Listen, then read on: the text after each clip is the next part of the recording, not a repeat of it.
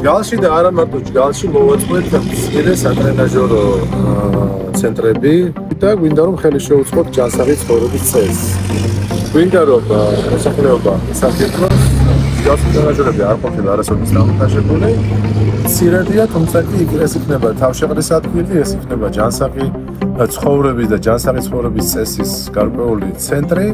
და ბუნებრივია შემდგომში ვაპირებთ რომ ეს გადავხუროთ ასევე იყოს უფრო დაცული ასე ვთქვათ და დარწმუნებული ვარ რომ ჯგალელები ისარგებლებენ ამ ტრენაჟორებით ისე ამოვნებენ და ბუნებრივია ჩვენ ყველაფერში ხელს შევუწყობთ რათა ჯანსაღად იცხოვრონ ახალგაზრდები და რომ ვიცოდით რომ ეგ მოთხოვნა წლები არსებობდა მოსვლისთანავე ბატონ გიასთან სულ ქონდა ამასთან დაკავშირებით საუბარი და შედეგად მივიღეთ პირველ წელს გავარემონტეთ ერთი საფეხბურთო მოედანი შევღებეთ, მოვაწესრიგეთ, ბადეები გავაკეთეთ, სპორტული ინვენტარები, განათება.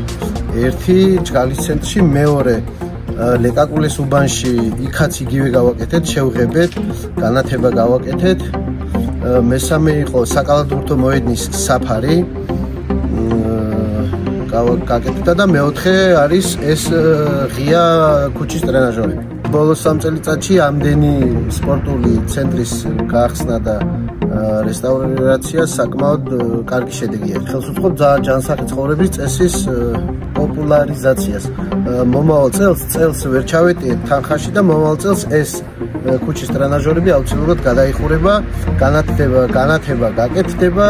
ეს ადგილი რაღაცნაირად ახალგაზრდებისთვის ძალიან ისეთი საინტერესო და სასიამოვნო ადგილი გახდა.